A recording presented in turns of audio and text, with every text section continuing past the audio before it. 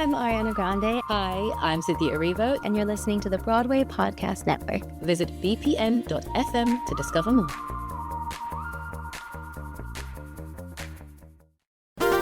There's a cat over here. There's a cat over there. And the wrong one died. And the wrong one died.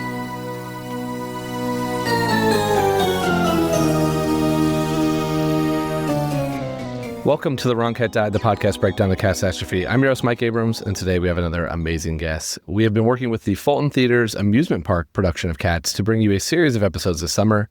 And up next, we have Sara Sheperd, who is playing Grizabella. So welcome, Sara, and thank you for joining me. Hi, thank you for having me. It's always fun to talk to Grizabellas because I have a show anti-Grizabella, but I saw your Grizabella. I loved your performance, and I love actually the way that this Grizabella story is kind of told. So we'll get into that because by the time this come out, there'll be no spoilers, so we can really dive into it. Cool. But before we get into that, I want to ask your cat's history. So when is your introduction to it? Did you see it growing up? How familiar were you before you started as Grizabella?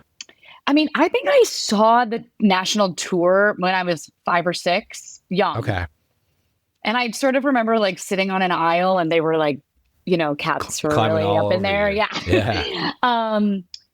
But honestly, that was the only time I had seen. Actually, that's not true. I did just see the most recent off-Broadway revival, Cats the Jellicle Ball. The Jellicle Ball, okay. Yes, which I loved so much. Amazing. Different show, though. Totally different show, but same material. It was incredible. And then, of course, I know a lot of the music just because it's just in the canon, and I grew up, knowing music or learning about musical theater. So I've always loved memory, So that's sort of it, really. I didn't have a whole lot of history with the show. So this wasn't a show that you were like, this is bucket list. I've got to be Grizabella. I got to do this show. It was more of a, this is a cool opportunity and a cool contract. Yeah. And I knew when I saw it on the Fulton's, season, I was like, oh, God, that would be interesting. But it wasn't always in the back of my head, gotta do Grizabella. But I do think the older I get, some of these roles, you sort of grow into these roles that you are more right for now with age. And so that sort of excited me too. Oh, that would be fun to tackle. Yeah, Cats is an interesting one because you can do it throughout your career. And there's not as many shows that you can really play all the different roles. So it's fun to hear that you were, I don't want to even say this stage in your career. You're not Grizabella age here to be ready to do that. But it is cool to be able to kind of, as you said, grow into that role. Yeah. So what was your first reaction then when you booked the role? Are you the 5-year-old being I'm about to climb all over these other children on the aisle, or is it excitement, or what is it with Cats? Oh, it's so much excitement. There's obviously the idea of playing a cat is just wild in general. You're just well, I've never done that before. And honestly, I don't know if you know this, but I have beautiful, Carole King musical has been a part of my life for a very long time. And this is the first production outside of Beautiful that I have done in almost a decade. Wow. So when I tell you the excitement of just leaning into and embracing just a good old musical theater piece, and a new piece for me, I was so excited. Yeah, so excited. I didn't realize it was a decade because I know you did it on tour and on Broadway and all the different versions. So you've been in Carole King's life forever, and now you're a cat. Does Carole King have a cat? Well, if you recall the Tapestry album, she does have a cat. Okay. Right? Yeah, she does. I mean, not in the show, but she does have a cat. Yeah. No, I know. I've definitely seen the show, so I know it was not featured in there. Yeah. Okay, so then walk me through what the beginning of the process. I know you all did. It was Memorial Day. You all did you're learning the story, but what was your you learned your Grizabella, and you've got to kind of almost create a story. There's more to work with here than a normal Grizabella, I think, gets with just the amusement park side. But how did you start crafting that? I mean, it was really exciting. Mark was obviously just so helpful in sort of shaping what our version of this story is. And we're not going to spoil, so I can say things, right? Yeah. That helps. Because normally Grizabella does not start the show. We meet her about 20 minutes into it. So I do think it's really kind of neat that we sort of see her right away. So we at least sort of are introduced to her before all of a sudden the cats are with her, and then we see the reactions of what the cats feel about her. And then, he said very clearly, like, we want this to sort of be he and Joey, we want this to be a human story. And so Syllabub is meant to be my kitten that I had and basically abandoned. And so, I think just thinking about the guilt and shame of what that would bring, even as a human, I sort of bring that into the piece as well. And then it was just so fun finding the different relationships that I have with other cats, such as like Mistopheles. He has created this story where Mistopheles and Grizabella had this magic act. So now I immediately, when I see Mistopheles, when I come on stage, he's not mad at me. Like, he's like, wow, she's come back. This is exciting. So because I've also heard, and like I said, I'm not so familiar with how the original Cats was, but I hear a lot that most times when Grizabella comes out, everyone's just like hissing at her. They don't want her around. And I think it's sort of really interesting to have maybe some cats that is so excited that she's come back. And then obviously we have the story of Bomballerina, who is the cat that I have sort of left Syllabub with and is very angry at me. And so there's that dynamic that we get to play too. So that was just like a little bit of how this journey started. And then the more we got on stage with each other, it was just really fun to start to explore what that looked like. Yeah, there's a lot of stuff you covered. And I love this because I know so much of the lore, and also again, like even the beginning started here to where it is today. Every production takes a slightly different tweak on a lot of those things. Like the one that did the circus cats, they actually published their family tree. And there was some interesting takes in there. Like there were some things that some people were like, no, absolutely not. And some people were like, oh, I love that. And so it's like, it's cool because most of it's not written. Most of it's not like definitive. There are a few definitive things. But I want to start back with the first follow-up question I have for you. I have a lot of follow-up questions from that. The first one is, I love that you mentioned the starting point, because Grizabella usually is actually on tours or in the most recent productions is a different cat dancing in the ensemble because they just they need another dancer. And so there's like, I think it's called Baby Grizz or some version of that where they're a younger kitten dancing in the opening number, and then they go, and then they're Grizz from that point forward. But you don't meet the traditional Grizabella until, like you said, a good ways into the show. Totally. But you all flipped that by having her kind of come out in the beginning and early on, and you start with this like Grizabella Mistopheles act that used to happen. So have you all like discussed what that act was? Like, I'm fascinated by that because it's like such a unique piece of, here's this like connection point you have to this beyond, you mentioned Syllabub being your daughter, which we'll get to. But like, there's this whole moment of like, you left, like it wasn't just you left the tribe, like you left the amusement park as one of the featured acts with Mistopheles. Yeah, I guess so. Mistopheles and the idea was that I was his assistant. I guess we haven't really necessarily discussed specifically. I'm assuming people are like disappearing and I'm over here by the box, presenting. Yeah. I sort of came up with the idea that I left, because there's sort of a bigger opportunity for me outside of this park. And maybe I sort of toyed with the idea of maybe that I'm now the feature act. I'm not the assistant anymore. I have tried to sort of I had an opportunity, which is why I left and sort of abandoned everyone. I'm trying to remember, is it Grizabella and Mistopheles or Mistopheles and Grizabella? Like, who got top billing on that box? Misto and Grizabella. Okay, so you are second there. So you're you are very much the assistant. Yeah, and I think so actually that's why you leave. Yeah, that's why I left. And I think in the opening, it's cool when they do that like voiceover moment when the park is coming alive in like 2010.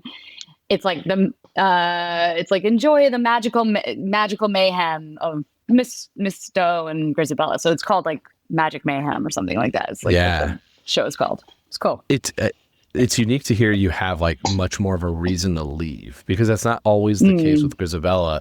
In the other ones where you don't meet her till late, you just know that she's coming back. You don't have this like why she left. And So I love that you have a little bit more to work with on why she left. And so your version is that she was the assistant.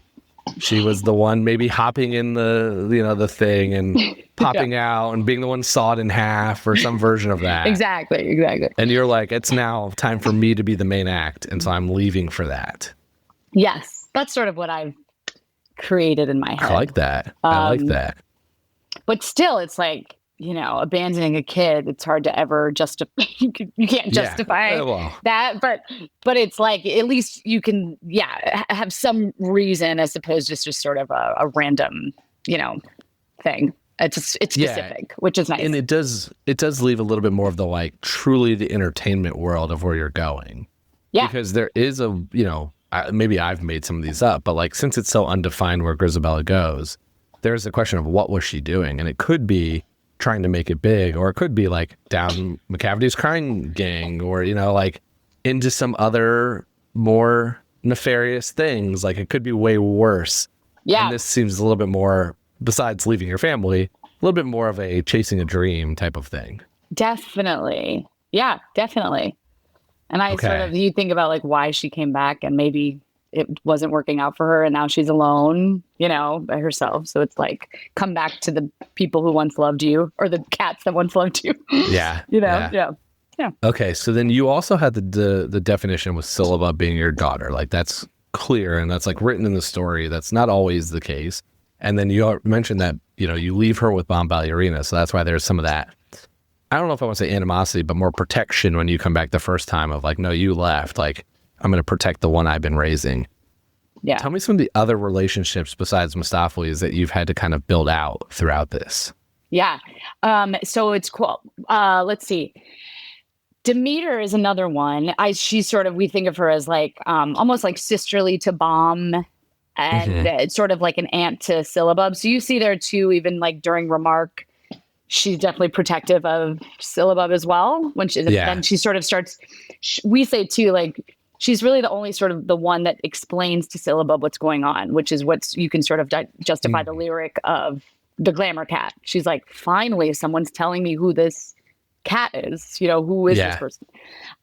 So that's one. So there's definitely, she has animosity towards me. I think I sort of came up with the idea that, the way I stumbled into this, I sort of came into this amusement park because I was abandoned. And the idea that Gus and Jelly are sort of like family to me a little bit, or sort of like raised me or took me in a little bit under their wing. So I especially during memory, like when I reference like the good times and things like that, I look to them because I think of that sort of as like a happy moment. Same with like Jenny Anydots. I feel like we're sort of in the same age.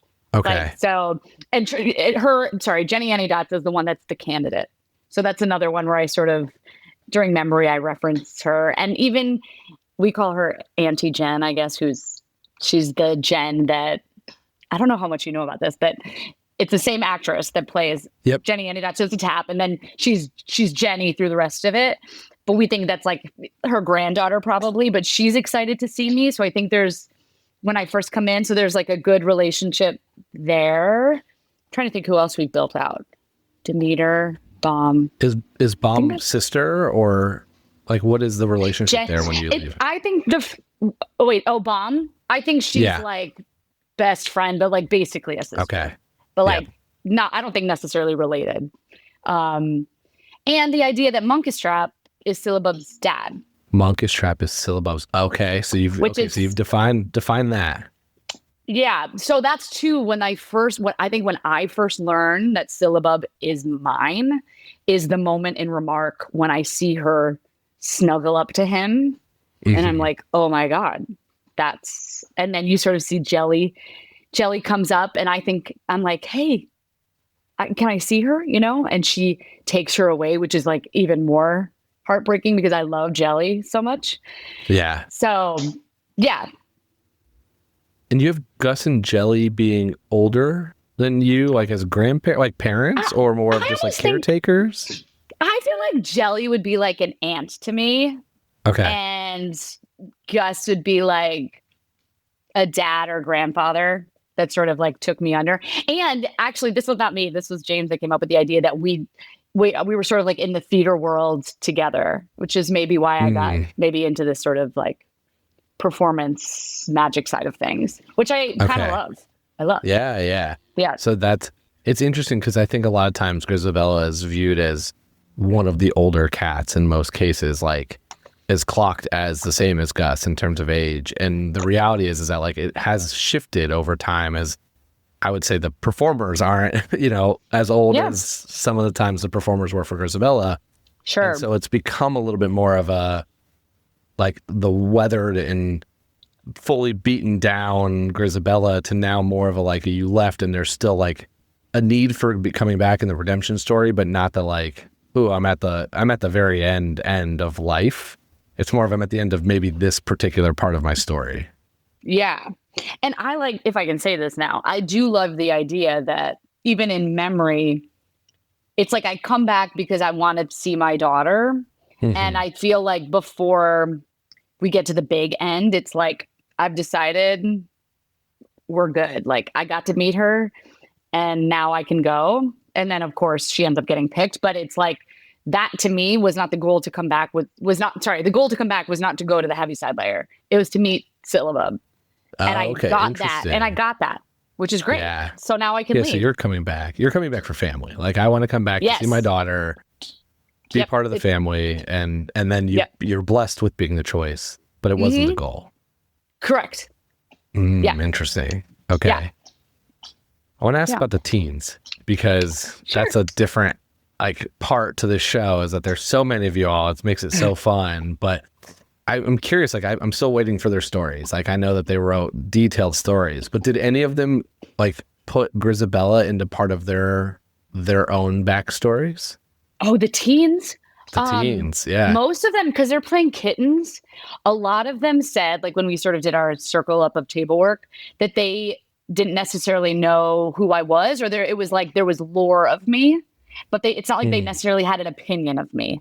So, because they're younger, so they weren't necessarily around when I was out there doing the magic show, Yeah. But it's like they've heard tales of who this cat is, and now the idea that now they're seeing it in person, or in happening in life. It's like, oh my God, it's like putting that together. Like, oh, these are the stories, and it's her. That's the thing. Yeah, that's you. So which I think is kind of cool. Yeah. So it's not like necessarily like relationships with them, but just the idea of me, and now I'm there, alive in front of them. Yeah. We're gonna take a quick break, and then we'll be back for more of The Wrong Cat Died. How much have you fleshed out where you went? Like, I know you said you went to be a solo act, basically. What do you do? Like, have you thought about that? I guess maybe not. Maybe I should have thought about it more. But I sort of thought maybe I went to another amusement park and like putting on my own thing. Yeah, no, I didn't necessarily flesh it out that deep. I wish I had more juicy details of like what I'm out there doing. But I just don't think it has panned out for her how she necessarily thought. Yeah. And so you need to come back. What if you went to an amusement park and we're singing Only Carole King? Entertaining. I mean, I love that. That's what you need to do. You go backstage, you sing a couple of songs, get it back get it back from your pause, from your 10-year hiatus of it, and bring it in. How materially do you think that matters? Like, it doesn't really matter, right? I'm fascinated by like that particular part of Grizabella's story. To me is fascinating because it's not written, it's not fleshed out, and transparently as a performer, you probably don't need to flesh it out. Like you can get away, like you just need the nuts and bolts of it. But I'm fascinated by it because I feel like depending on what that answer is, could significantly dictate what this return is actually meaningful about. Like I think about, for a long time thought it was Bald Brittany. That's what I kept calling Grizabella's like the part where it's like she had her, she was, that was her moment. She lost it. And then she kind of had her coming back, and then it kind of went off the rocker again recently. But I was like, no, she's going to have her chance to get out of this, this negative stuff and retake over her life and come back and have it But I'm like, is it that where it's like that's a very bad negative type of thing, or is it just you're going and what you're attempting didn't work and now you want to be back? Well, I think what she's attempting didn't work. I also think, which is why the falling keeps happening and there's pain. I do think she's sick. Okay. And so the idea that I want to meet I want to meet my kiddo before I go is really important, which I just think raises the stakes because now there's a time crunch on things. Yeah. You know? What else? Yeah, but I think that is the idea of like, I don't know, not to get so dark, but I don't think I'm someone who's going to have kids, but like that idea of like, you know, when you get older and you go, it's like not wanting to be alone. You want to be surrounded by people that love you. And, you know, that thing of like, I have to come back to my tribe before I leave, before this is my final go, you know? Yeah. So maybe you didn't go to another amusement park because I feel like that would give you another tribe, right? Like that would be another family to be a part of, or at least in some small capacity that way. Yeah, maybe. Okay. Or unless unless, you know, for her, she was sort of it's not like her performance maybe isn't going well and she's not necessarily accepted by this group of cats, but why? What else? What other thoughts do you have? I'm curious. What was she? Well, my original thought was that she went down McCavity's crime gang and it was kind of almost like a sex worker type of thing. Like she went like much more drug because like I didn't private dancer. When I started this, it's not from the amusement park lens. Like we don't have that Mistopheles Grizabella like act like connection to connect you through. So it's much more of like you don't know where she went, you just know it was bad and that she needs to come back. And so I kind of have pieced together this like, okay, McCavity does crime. The Mungo, Jerry, and Rumple Teaser are kind of like part of that little mischievous group. I've always loved the idea that Bustopher Jones is funding it, but James's version's much more wholesome than that. Fair. But like I think that there is some more of where it's like she went to like a much darker place than trying to be in an amusement park and just not performing at the level you would want. But that doesn't work in this story as well. Because in this story, she clearly left a family and a like working, like she had a gig, like she had a thing that she was doing and went to go do something else. So it does feel like more of a, like you said, went out to be on her own, got her solo act, and then something is not preventing it from working, and that's how she's coming back. Well, and maybe it's like, I think Misto is magical. And I don't necessarily think Grizabella has the true magic sauce, you know? So anyway, but I agree with you. I think there's something about leaving for like what you said earlier, like a dream. Like, yeah, like I can't not try this thing that I've always wanted to do. So I'm going to go for it. It sort of feels like that to me. Yeah.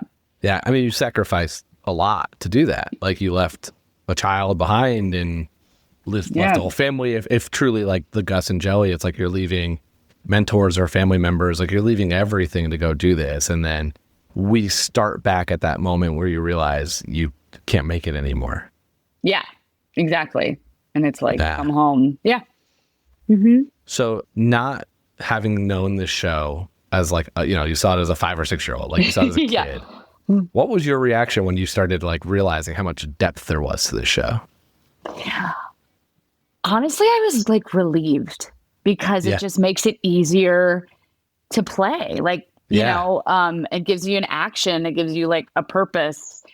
And like, you know, I come on stage, I think 5 times max if you count the very beginning, which I guess you would count. But it's like, it does feel so alive and full and intense for those brief little moments. And I think it's because what we are able to play is so specific because we have taken the time to like carve out these relationships. And I genuinely feel like when I look around during memory, which I love how it's staged, the fact that I can see everyone's eyeballs. I'm not just like singing off into the abyss. I love that for each line, it feels like there's a reason I'm saying it to this person. Like when I say, very true. When I say, I was beautiful then. What's the end of the second verse? But I look at Mistopheles because I'm like, I remember this time when, we got to do this amazing thing. And it was with you, and I was beautiful and young. But like things like that, or when I say let the memory live again, I'm saying that to Bomb, because the whole time she's breaking us apart, and I'm like pleading with her, like, please let this happen. So like that makes it fun and specific. Yeah, and it's such an iconic song, so to be able to kind of like take those moments and almost direct them to different parts of the family brings the emotion out almost probably more than just like singing it to the audience. Oh, yeah. It makes it way more interesting for me, and I hope to the audience. But that as opposed, because like, yes, trust me. I mean, you could just stand at a mic and sing this tune and people will love it. But when you can actually relate it to what's happening on stage, and make it specific to the story that we're trying to tell, it only can inform it more and make it more powerful, I think. Yeah. Yeah, no, I think that is unique. I'm always fascinated by people who are doing the show now who didn't have a ton of history with it, because as someone who only knows the plot and the backstories and character stuff, like there's so much more depth than I would have ever thought. Like when I saw it, I'm just like, oh, this is an athletic feat with some really powerful singers. Like, I don't know how they did that. And then I was like, and it's a bunch of weird names. But then I kind of started thinking like, what is this story? And as I read more, it's like, wow, there's a lot more to this than you could ever play with. And then to the, even beyond that, it's not just like what's stated. There's so much lore of like, you could do it this way, you could go this way. A little bit depends on how they stage you for dance numbers of like, okay, they're going to be more together because they're going to dance together and sure, in this particular, version. And I kind of love that. It feels very world building, to where it's like enough is stated, but then enough is left open that allows you as an actor, it's got to be more fun to be able to play with that. Yeah, it allows for so much creativity and for the direction. I mean, like you really could do so much with it, which I think is so cool and unique. How has it been with friends and family who've come to see it, who maybe don't know as much about cats and get to experience this as showing them this crazy world? No one I know has come to see the show yet. No, nothing yet. But they're coming. They're coming. They're just coming later in July. But I'm so excited because I actually don't think my fam they probably haven't seen Cats since when I saw it when I was 5. So what are you going to tell them? Like, what's going to be there? Here's the plot. Here's what you need to pay attention to. You know what? I honestly don't think I'm going to tell them anything. And I'm going to be so curious as to what they take away afterwards. And then we can kind of break it down. But I don't think I'm going to tell them much prior because I'm so curious at how it's perceived, like what stories they track, or I'm curious because I actually haven't had that conversation yet with really anybody. Okay. Because there's a lot of stuff where I wish someone would have like clued me in a little bit. Oh, okay. What should I tell them? Well, it depends on how much they want to like dive into it, because it can be a different show every time you watch, depending on who you pay attention to. And like True. The one I'm always fascinated is the twins are a fascinating like concept. Like they sent stuff before, so like if you just track them, it's like it's fascinating to see. Oh, this is going to happen here. This is going to happen here. Like little things like that. I think your show has so many cats because of like the extended cast. That a little bit of like, all right, here's a couple of the main ones you need to know. And what they look like would probably be helpful, because otherwise it is a little bit overwhelming. As someone who even knows the show super well, a couple of times I'm like, which one is that? Because like there's slightly different colorings or different things from what I've seen before. Sure. So just giving them a baseline of it could be helpful. But I also like telling them nothing and just being like, you go and just enjoy it. Like, figure out, tell me what you pick up on. Yeah. But that's a good idea. It's what you said. That was a good idea, though. A little maybe hint as to who people are, who to pay attention to. Yeah. I overheard a lady behind me when I came to your the matinee after said, "Oh, I love this. It's a lot of dancing though." And I really wanted to turn around and be like, it's a dance show, right? Like right. Like, you know what you signed up for. It's kind of like the point here, right? Right. What's up? They might want to warn them. It's a lot of dancing. The fam definitely knows that it's a dancing show, so we're good there. Yeah, the other thing that throws a lot of people off, which I think is like I've warned a few people, is little memory. Does definitely throw some people off if they don't know big memory's coming. Sure. They're like, is that it? Is that it? Yeah, because it feels unfinished, and it ends Certainly. Act 1, right? So like that's a spot too where I'm like, okay, hey, hold on, you're gonna get the whole thing. It's coming, I promise. Don't sweat it. We just got to tease for a moment, Yeah. Okay, let's do some rapid fire. All cats related. Asking for as Sarah. So these are all thinking about you as Sarah, not as Grizabella. Okay. So first off, who would you want to play if you could go on one night? Any cat, doesn't matter if you male or female. If you could do it or not, you just could go on.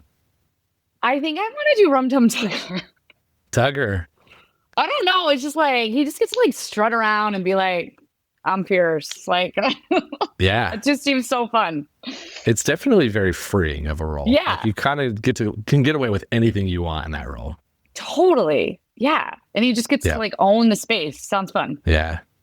Who are your favorite and least favorite cats from a personality standpoint? So like who would you want to hang out with and who would bug you to hang out with?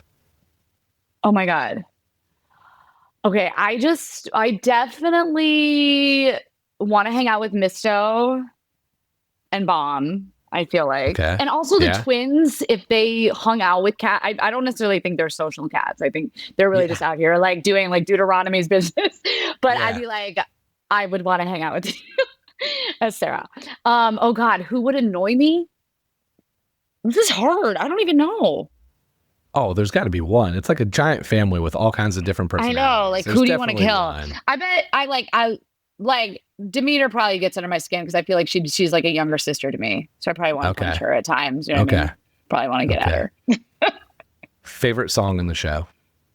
I love Grizabella the Glamour Cat that Demeter sings. Yeah. I just think that, it's jazzy and good.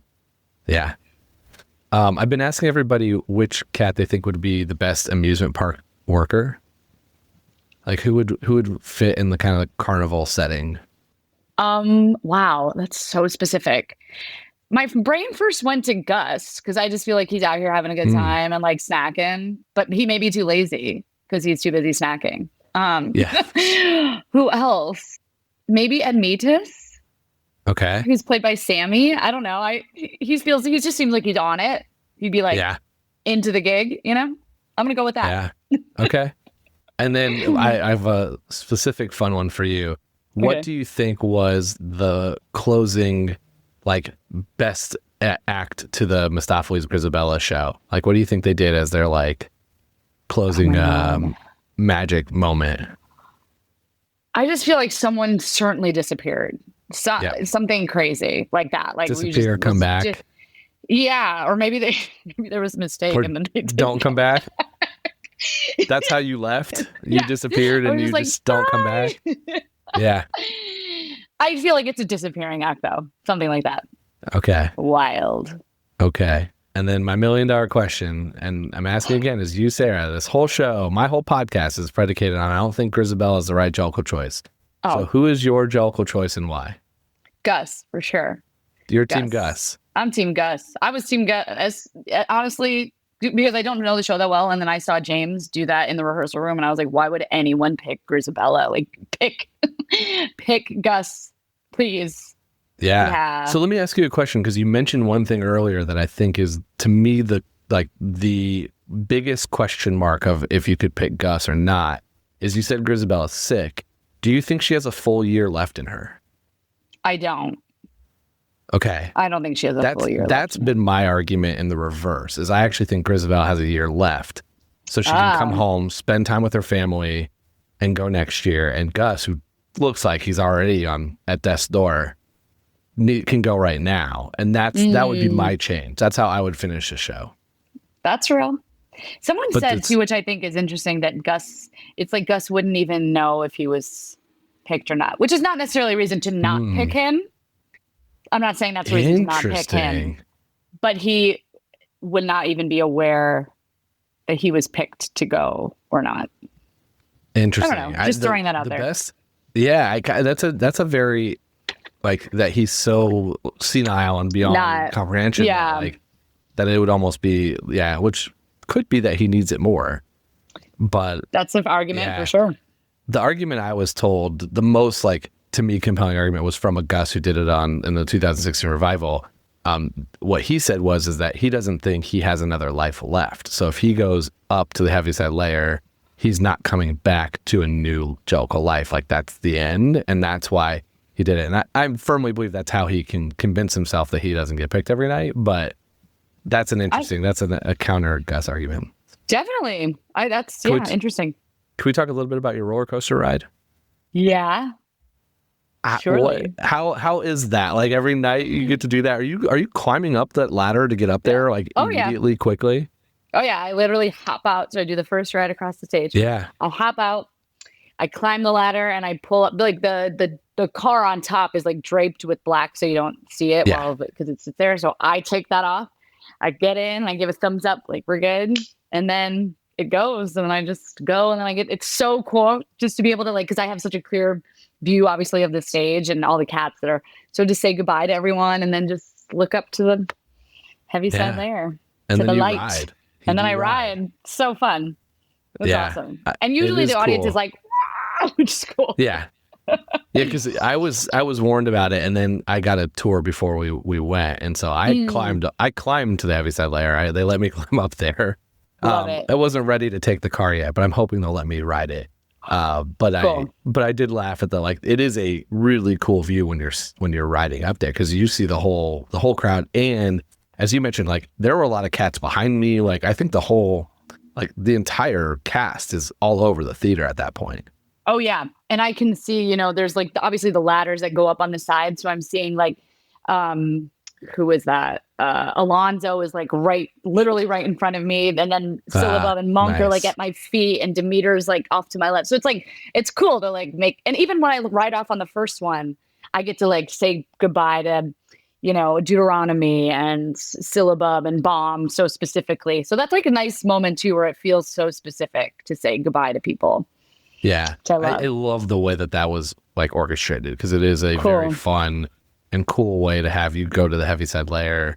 That's not like the tire, the normally where you get up and you kind of like walk through a processional and then go. It's like your processional is in the car, basically. Definitely. Yeah.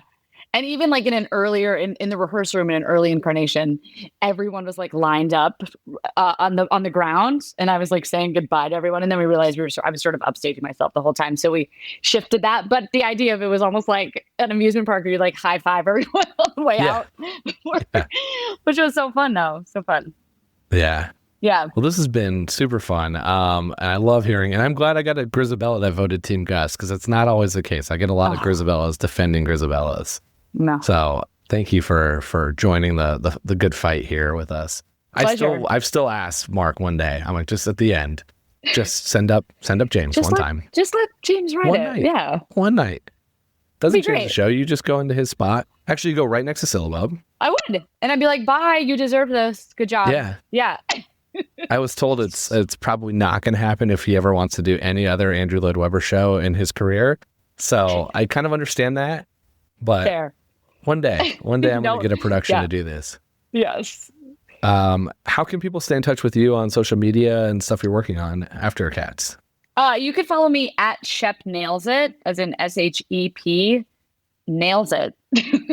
Love it. On Instagram, or Sara Sheperd on Facebook, I guess, if that's still a thing. I think it is still a thing. Yeah. And I'm on the TikTok, but I'm not really posting on the TikTok. So stick on in the Instagram. You could follow me. Now's the time to TikTok, because you've got a great set of.